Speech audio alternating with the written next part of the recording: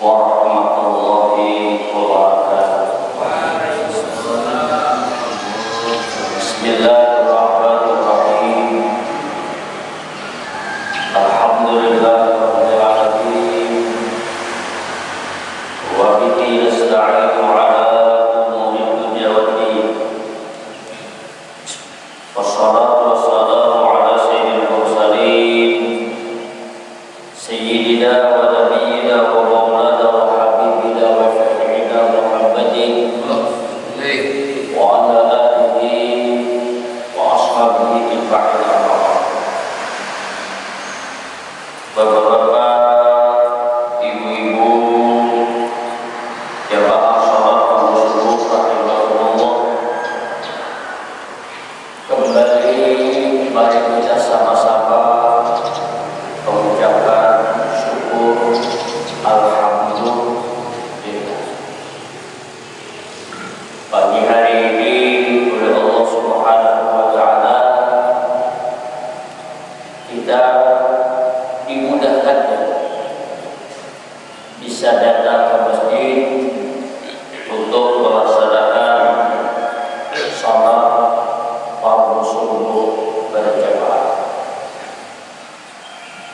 Sebagaimana hadis Rasulullah Shallallahu Alaihi Wasallam, beliau mengatakan, "Inna rajulan ya'tadu," seorang laki-laki yang terbiasa, rijluhu, kakinya, batisnya, berjalan ke mana?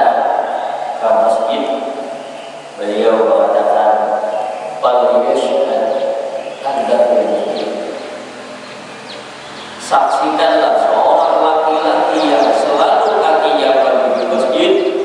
Rasulullah mengatakan, "Tidak mungkin." Saksikanlah dia ini adalah orang yang beriman.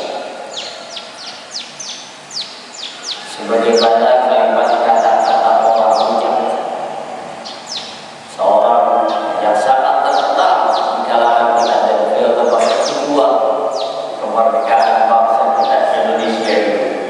Siapa dia? Adalah seorang tokoh alim kiai yang sangat terkenal, yakni almarhum Buya Hamid. Beliau mengatakan, kalau mau melihat orang Muslim, kalau mau melihat orang Islam, kata beliau, lihatlah pada waktu salat Id. Salat Id, baik Idul Fitri, apalagi Idul Adha. Idul Fitri itu biasanya jamaahnya sangat banyak. Kalau kamu mau melihat orang Islam, kata beliau, di Indonesia, di mana saja seluruh sama, lihatlah pada waktu salat Id. Banyak. Tapi kalau kamu mau lihat orang yang beriman, lihatlah, perhatikanlah waktu salat subuh. Tidak, salat Id orangnya banyak, salat subuh orangnya. Ini kalimat kata-kata orang bijak, berarti kita melihat apa yang dikatakan beliau ini, orang yang beriman itu dosa kita bisa melihat pada waktu salat subuh di mana orang yang beriman. Bapak Ibu, jemaah yang dimuliakan Allah, mudah-mudahan kita termasuk apa yang dikatakan oleh Rasulullah. Kalimat ya'tadu ilal masjid. Mudah-mudahan kita masuk orang yang oleh Allah dijadikannya orang terbiasa selalu datang ke masjid. Amin. Ya Allah. Salawat serta salam juga tidak pernah ketinggalan. Mari selalu kita sampaikan dan kita aturkan. Allahumma shalli wa sallim wa barik ala sayyidina Muhammad wa ala ali sayyidina. Bapak Ibu jamaah yang dimuliakan Allah, mungkin Bapak Ibu mendengar sekarang di Indonesia, sekarang wabah corona di Indonesia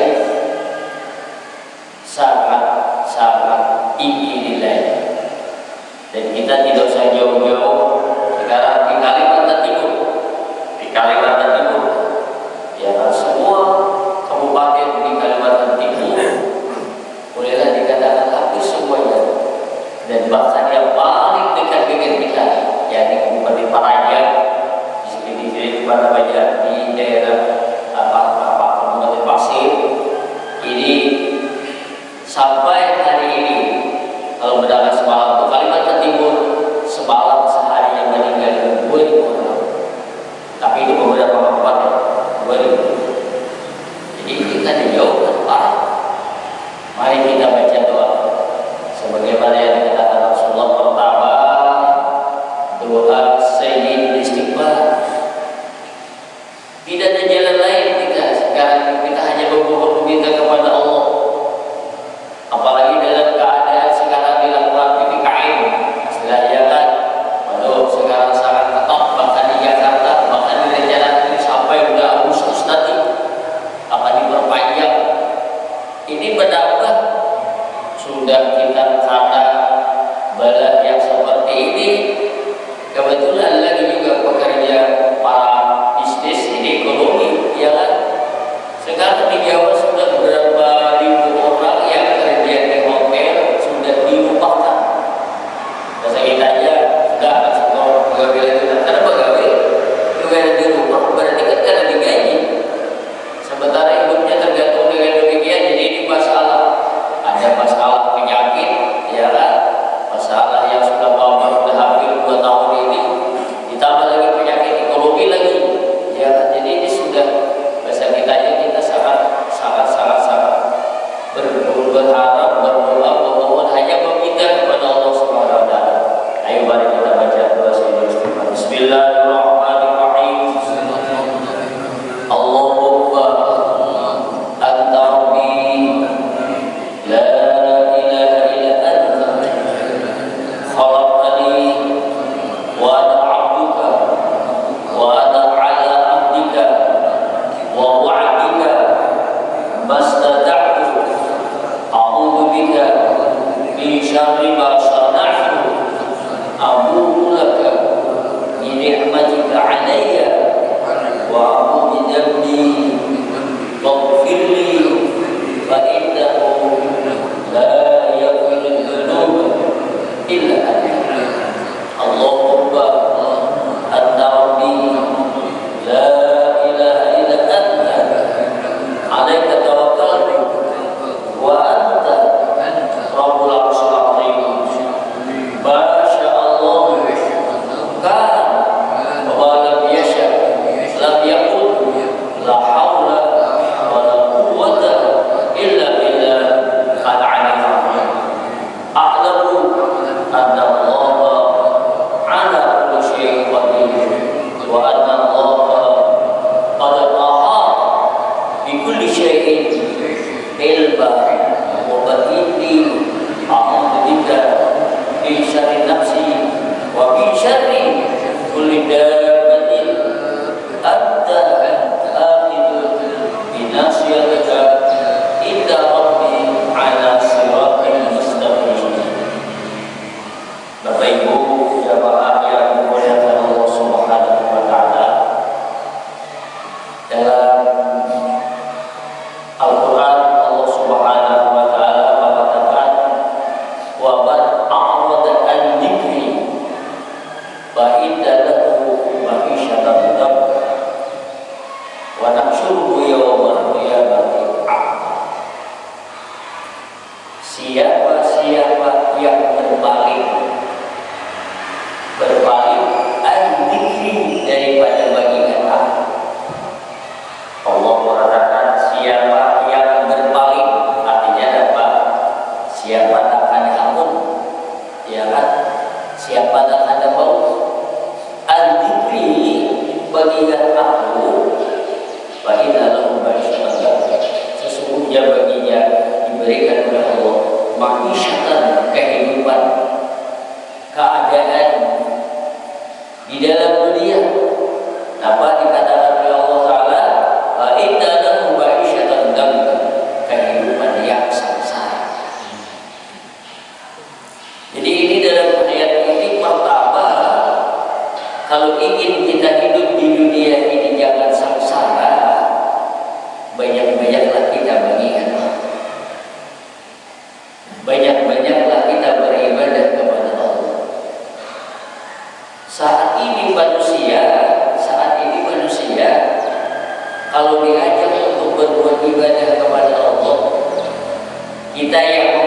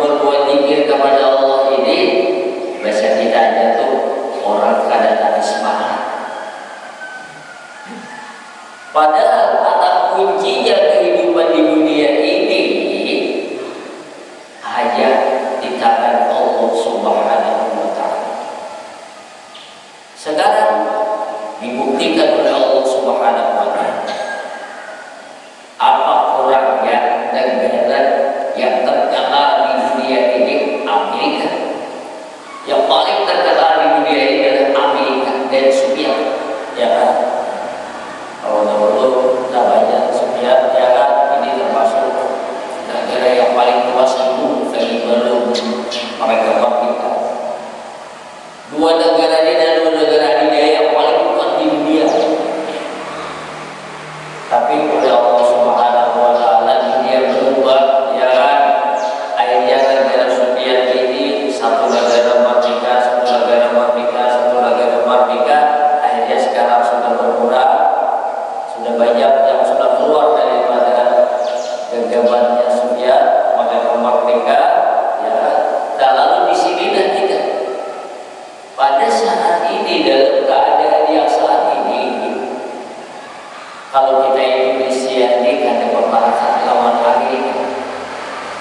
Amerika itu kalau dari segi fasilitas dunianya rumah sakitnya luar biasa, ujian bagi orang Indonesia saat. Kemudian dari segi finansial kalau sekarang ini dia sudah memiliki kekuatan kekayaannya ini negara kalau dari segi fasilitas kesehatannya luar biasa. Rumah sakitnya banyak, ambulannya banyak, ventilatornya banyak, karena dia bisa bikin sendiri. Tapi ternyata begitu terjadi penyakit yang sekarang wabah menimpa seluruh dunia ini, mereka itu kewalahan.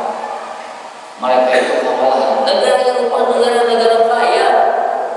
Kalau Italia itu negara paling kaya, paling makmur.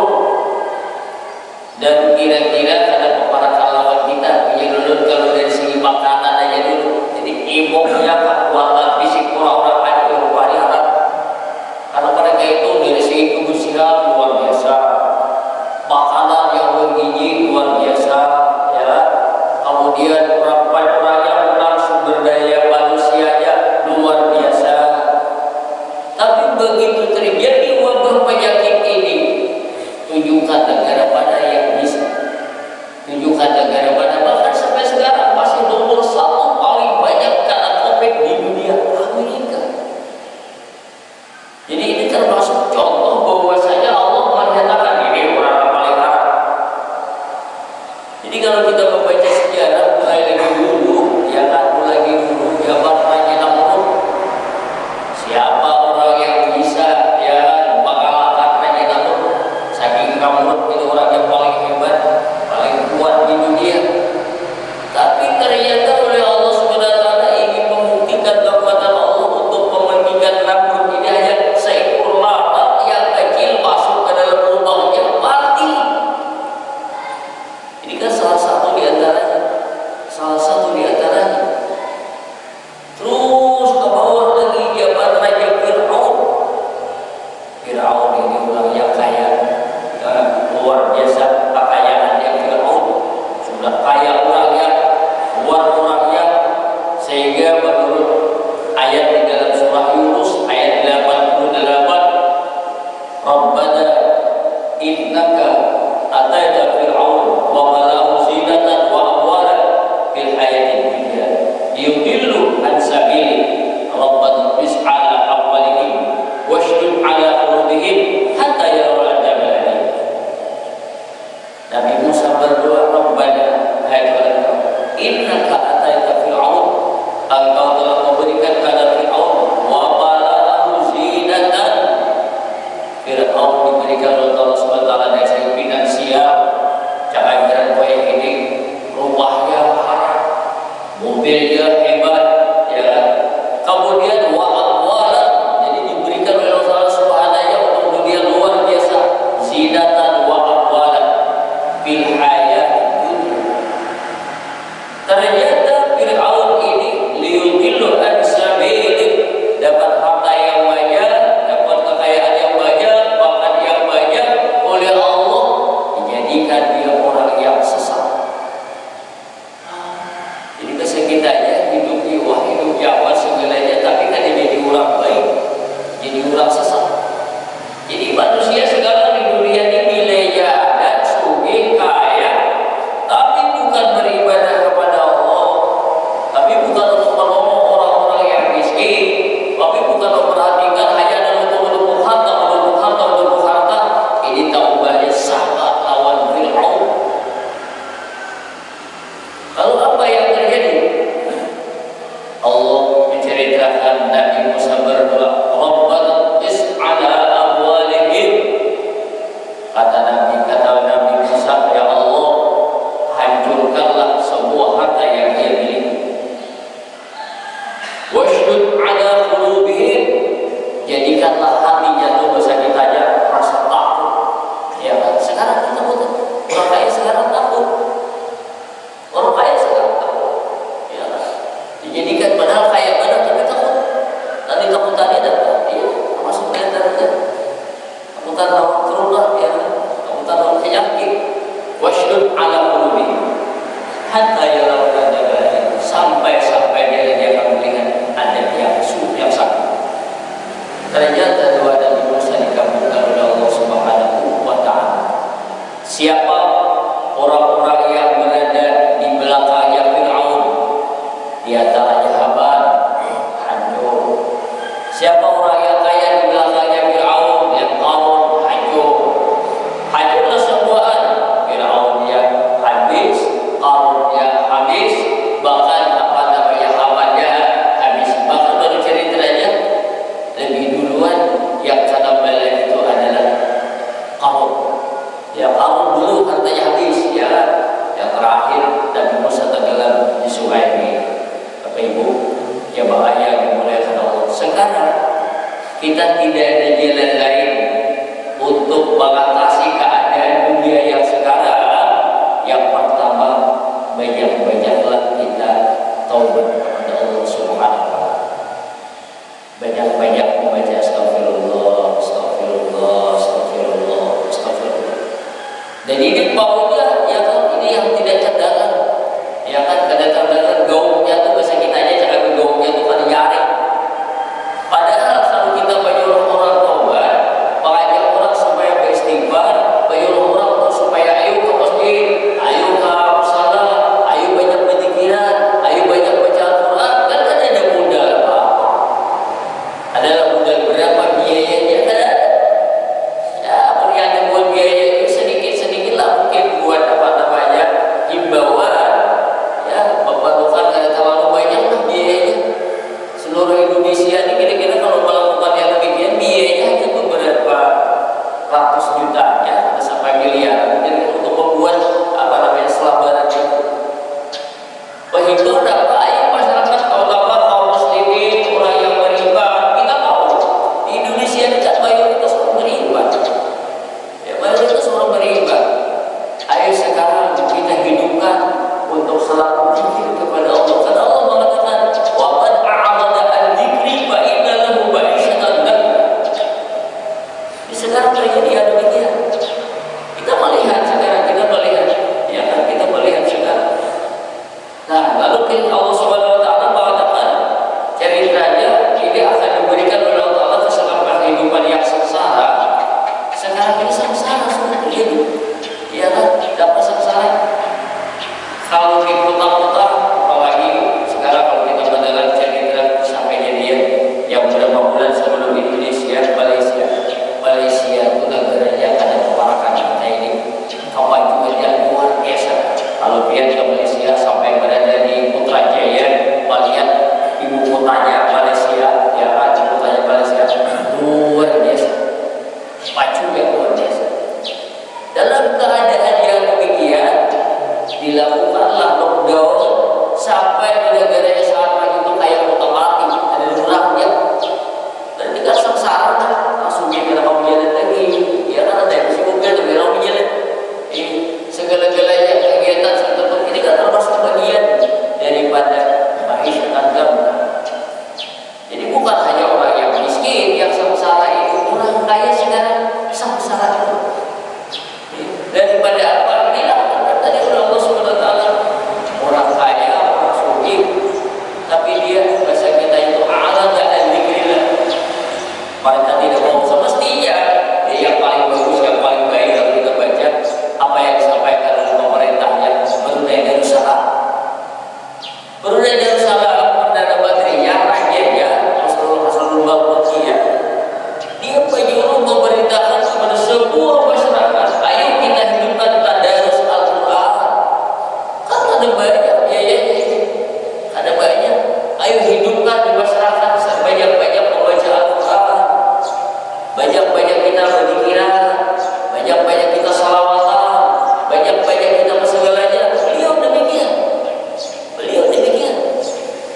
Dan beliau mengatakan Al-Quran itu adalah, kata beliau itu adalah obat. Sebenarnya Al-Quran itu bukan jadi obat lagi, dikatakan wa nunazzilu minal Qur'ani ma huwa shifaa. Al-Quran itu bukan obat, Al-Quran itu adalah penyembuh, sembuh. Kan kalau obat belum tentu sembuh, tapi kalau sembuh harus ada obat lagi. Al-Quran itu adalah syifaun, obat, terutama mengobati hati-hati orang yang munafik, mengobati hati-hati orang yang musyrik. Karena ini penyakit, tapi penyakitnya itu bukan penyakit sepertinya corona ada, tapi lebih berbahaya musyrik ini, penyakit musyrik ini daripada penyakit yang sekarang. Lebih berbahaya penyakit orang-orang munafik ini daripada penyakit yang sekarang.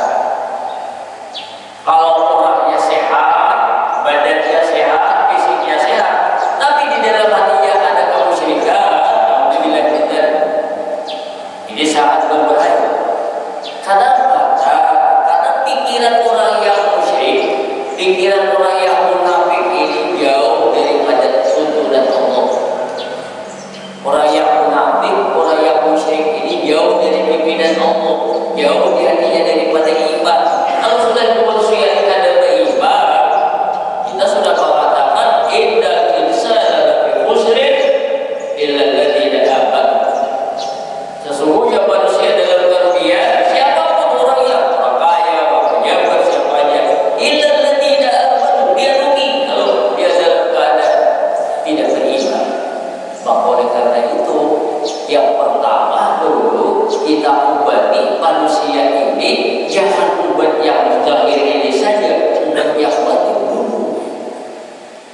Dan nilainya beriman, Allah sudah mengatakan walau anna ahlal qura amanu wattaqu, dalam surah Al-A'raf.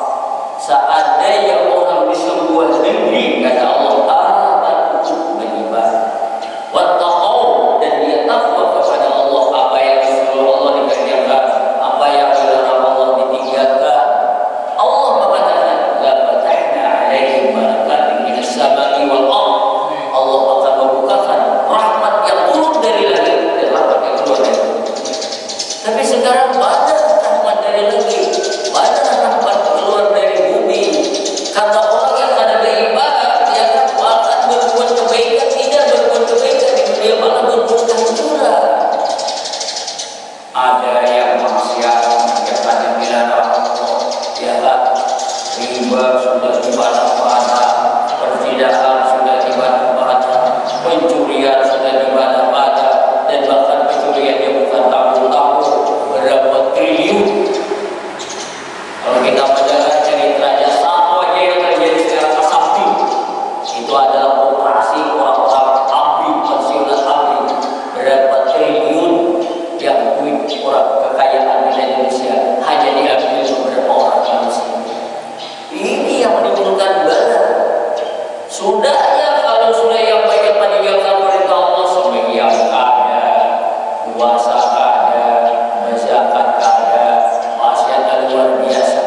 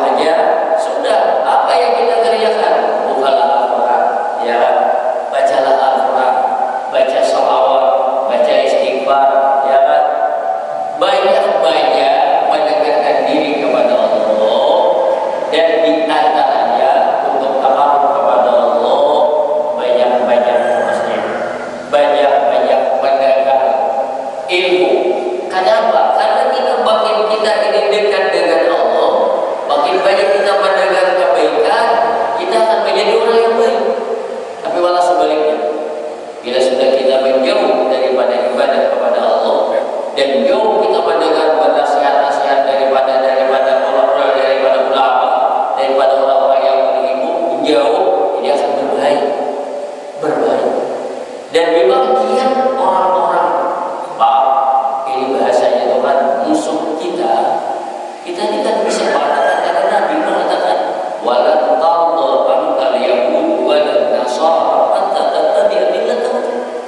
Kita kata menghapus ini, tidak akan reda orang Yahudi dalam masalah itu selama kita tidak bisa mengikuti mereka. Jadi mereka itu berupaya bagaimana supaya manusia di dunia ini jadi kayak orang Yahudi. Bahkan orang Yahudi itu ingin menguasai dunia. Dia berusaha menguasai dunia. Bagaimanapun sehingga umat Islam ini ada salah. Kita sampaikan, kita ini harus hati-hati. Sampai apa yang dikatakan oleh Rasulullah, pada suatu saat nanti kamu akan dipimpin orang-orang yang salah, orang-orang yang tidak benar. Dan seandainya kamu takut, kamu akan mengikuti mereka. Dapat sendiri akan mengiring kamu orang-orang yang tidak benar. Tapi orang yang tidak benar ini ikuti. Sampai kata Nabi, seandainya mereka itu masuk ke dalam lubang biawak, kamu pun akan ikut ke lubang biawak. Dan saya juga ada hadis itu, dan sahih itu. Dan ini sahih. Sampai sahabat bertanya, siapa itu Rasulullah yang akan mengiring kamu masuk ke lubang biawak itu? Siapa orangnya? Apakah mereka itu Yahudi? Nabi menjawab, paman, kata Nabi. Kalau bahasa kita, siapa lagi? Jadi inilah kita orang yang beriman harus waspada. 1.500 tahun yang lewat Nabi untuk memperingatkan kalau kita hati-hati, kamu jangan sampai mengikuti mereka. Kita tidak bisa. Jadi sudah sepakat dalam perhatian sebagai orang mukmin, sebagai orang muslim, kita mengingatkan kawan-kawan kita orang muslim, lawan keluarga kita orang muslim. Siapa orang muslim? Kita harus hati-hati. Sehingga sekarang pendidikan dikirim supaya paham, supaya mereka itu bagaimana, supaya meninggalkan, sehingga kurikulum kita yang berbau Islam itu kadang-kadang disayangkan sedikit dikurangi, ya, dikurangi. Maka oleh karena itu kita harus kita harus bisa. Bapak Ibu, ya bahaya dimulai oleh Allah Subhanahu Wa Taala. Perbanyaklah kita baca istighfar, perbanyaklah kita baca salawat, perbanyaklah kita baca Al-Quran, perbanyaklah kita takarub kepada Allah Subhanahu Wa Taala, dan kita dijamin oleh Allah Subhanahu Wa Taala orang yang beriman. Wa may yattaqillaha yaj'al lahu makhraja. Kata Allah, orang yang beriman takut kepada Allah akan diberikan oleh Allah Taala jalan-jalan. Wa yarzuqhu min haitsu la yahtasib, dan akan diberikan rezeki yang tidak terhingga. Jadi program apa yang disampaikan oleh pimpinannya, yang Raja Brunei Darussalam itu sangat-sangat benar. Beliau mengatakan perbanyaklah di masyarakat di Brunei Darussalam supaya menghidupkan membaca Al-Quran. Dan ternyata sekarang di negara tetangga kita yang paling aman, yang paling damai, Brunei Darussalam. Mungkin ada yang berpikir ini zaman Ba'atul Darussalam. Kenapa? Karena penduduknya ada banyak, ya kan? Nah, disinilah kita, penduduk mereka itu sedikit, ya kan? Yang sedikit itu dibandingkan lawan yang banyak, kita ini punya penduduknya banyak, negara kita banyak, tapi kita orang muslimnya juga banyak. Dan mereka itu disiplin. Kita orang yang banyak, turutilah mereka, ya kan? Ada salah. Dan itu memang benar. Kata kawan lagi, bahkan kalau sekarang Brunei Darussalam lebih aman daripada Arab Saudi. Ada beberapa lebih aman daripada Arab Saudi. Jadi ini jadi contoh bagi kita, ini adalah sebagai pelajaran apa yang terjadi di sana, ya kan? Di sana jangan coba-coba bawa alkohol, tidak boleh, ya, apalagi berbuat kemaksiatan dan lain sebagainya. Ini satu contoh.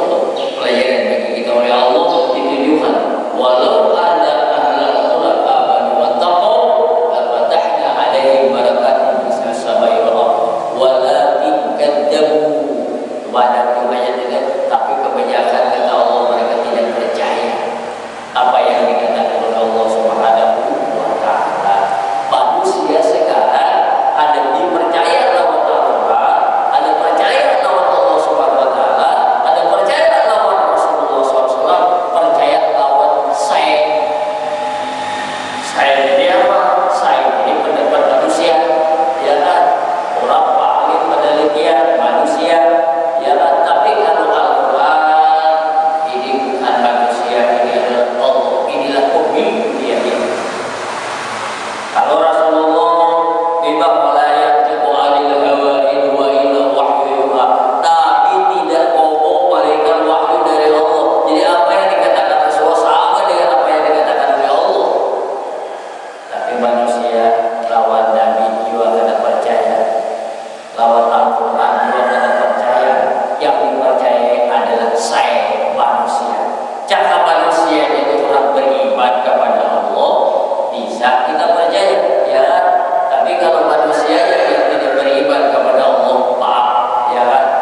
Tidak ada di dunia ini manusia yang manapun, ya kan? Kekuatan manapun di dunia ini kalau makhluk tidak ada yang bisa melawan kekuatan Allah Subhanahu wa Ta'ala. Dan ini dibuktikan oleh Allah. Dibuktikan oleh